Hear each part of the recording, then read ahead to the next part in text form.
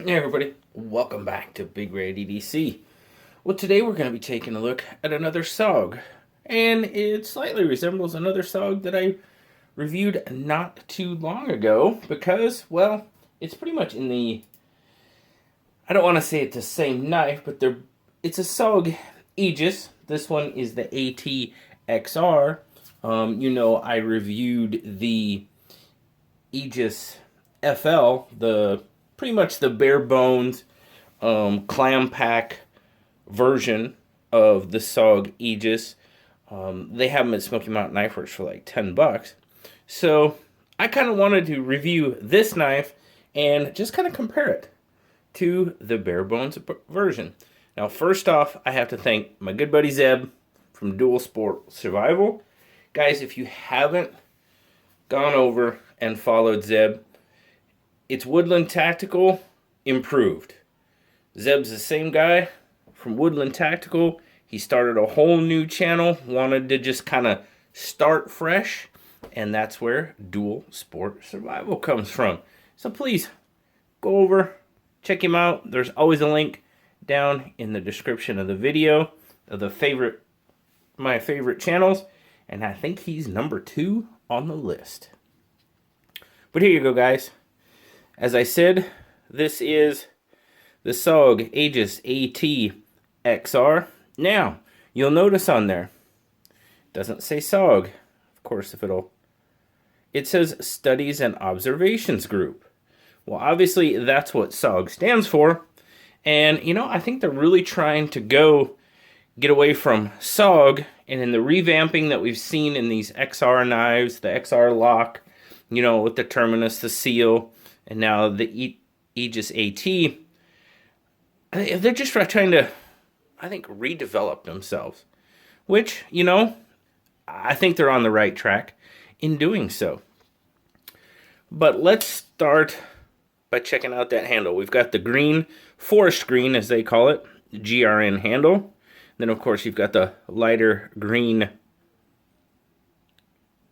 accents there on the thumb studs, the XR lock. You also have a back lock that locks this knife shut so it will not open. Green GRN backspacer. Kind of an odd place for that lanyard hole to me. It's just, I don't know as if I've ever seen a lanyard hole positioned on a knife right by the blade. That's just a little odd to me. Kind of an odd placement. But stainless pocket clip, but looky there. It is reversible, but it's not this. Look at that. I know, I'm doing a comparison already. But it's not that big blasted SOG hanging out of your pocket. Definitely an improvement in my book. Check the centering oh yeah. That's centered pretty darn good. Absolutely maybe just a hair off to the clip side. But overall, not bad. It is an assisted opening knife, as you can see there. It pretty much snaps right out there. Come to the blade. You got this nice drop point blade that we've come to see on the Aegis line of knives. Cryo-treated D2 blade, coated blade. And as you can see, it's got Zeb's love marks on it. He's definitely put it to use. Got some pretty decent jimping on the spine of the blade. Right on. I really like how they did, the choil. The thumb stud, you're out of the cutting path. Plunge, okay. Yeah, you should have no issues sharpening that blade. I do like this blade. It reminds me a lot of the Atom. And I really like that shape of the blade. Overall, darn, that thing feels pretty darn good in hand. Let's do our specs before I get too deep into it. Now, it's going to throw us off just a little bit because that lanyard hole does stick out there a little bit. But you're looking at 1, 2, 3, 4, 5, 6, 7, 8. Just over 8 inches. I think the official length is 8.14. I believe. So your handle is right about 1, 2, 3, 4, pushing 5 inches was going to give you that just over an 8-inch blade. And as you can see there, how I measure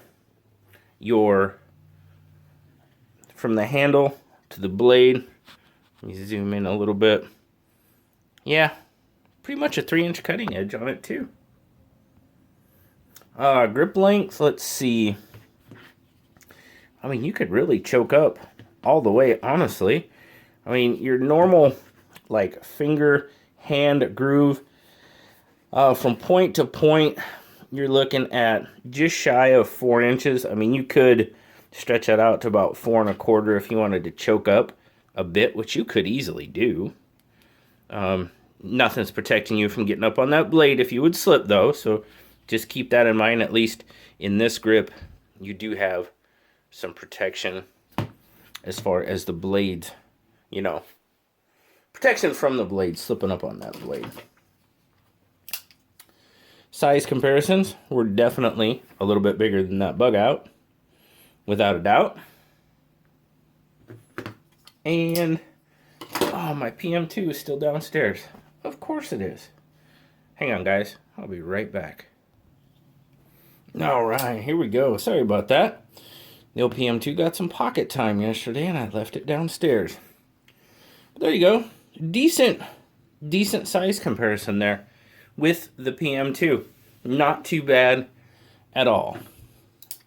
So let's get a weight on this guy. Oh, where's it at? Here we go. All right. Zero it out. We are looking at, I'm showing 4.4 ounces or 125 grams. Not too bad. 4.4 ounces isn't too bad at all.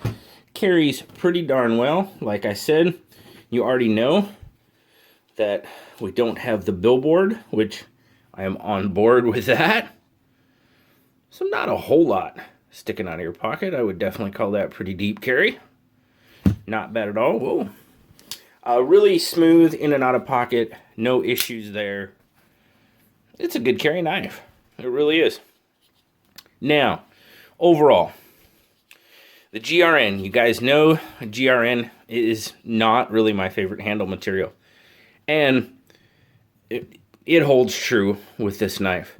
There's a lot of texturing on the handle, which is good, but there's just not a whole lot of grip there. I mean, my finger slides pretty easy. Now, in hand, it's comfortable. That's the main point. Obviously, you're going to want to be able to hold on to it in wet conditions, of course, but no issues with that pocket clip. Ergonomically, it does feel really good in hand, but yeah, it's just a little slippery. Let's take a look, see what we got in there. Can we see? We do have some skeletonization. See right back there. Let's see if I can tone this down just a bit. Sorry, guys. I'll fix it yet.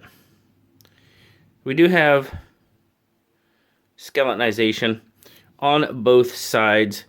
I believe on the show side, they did miss an opportunity maybe for just a little bit more weight relief. I mean, obviously you don't want to, you got the pretty good hole there, but I think there's an opportunity for just a tad more weight relief. I mean, not a lot, but a little bit. Overall, I mean, the action is really good. Snaps right out. Lockup is very solid. No issues whatsoever there. All around, I mean, the GRN is chamfered nicely. You know, the body screws are pretty much countersunk in there. Yeah. Missed an opportunity there. They could have put in the, they could have put the clip screws flush, but they didn't. And it really didn't do a whole lot in and out of pocket. So, I mean, that's not a huge deal, but, you know, it always looks a little nicer. But overall, guys, I mean, it's a pretty darn good knife. I do like the Aegis series. I like the XR lock. Pretty darn good knife overall. My only real complaint is that GRN handle. Just it's not as grippy as it could be. But I said I wanted to compare these two. Now I'm going to kind of move the camera around a little bit so I can zoom in. So there you go. On the bottom, we have the AT XR, and on the top, we have... Now, the AT XR is pretty much the top of the line, and the FL is pretty much the bottom of the line.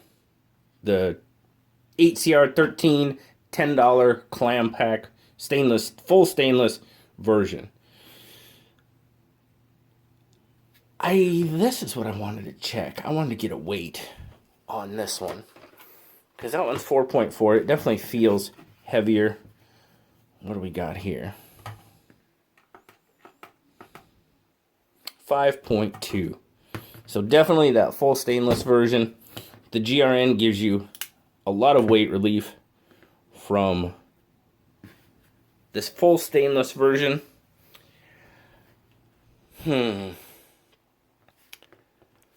HCR, $10, full stainless. Cryo-treated D2 GRN, $85. Is the improvement from this to this worth that price increase? That's kind of the question I want to pose to you guys. And I'd like to hear from you down in the comments. Yes, you have a lock. You have a coated blade, some weight relief. You do have the XR lock. That's nice. The lanyard, and to be perfectly honest with you, the GRN doesn't give you much more grip than the stainless steel does, in my opinion. You know, I would think that would be an improvement, but yeah, it's just not really. I really like the FL, the bare bones $10 version. I mean, yeah, HCR, but between the two, to be perfectly honest with you, between the two of these knives, now handling them and having them in hand, I would probably choose the top, the FL version. I don't believe the AT XR version gives me, you know, I don't think it justifies the price increase, you know, between the two. Yeah, it's D2 steel, Cryo D2, a little bit lighter. That's just me. That's my opinion. I'd really like to hear what you think down in the comments. Is it worth it? If it is, awesome. If it's not, cool. But I just kind of like to hear what you guys think. As always, I greatly appreciate you guys watching. Like, subscribe, leave me that comment. You know I love talking to you, and you know I want to hear what you think. Until next time, guys, I'll talk to y'all later. Bye-bye.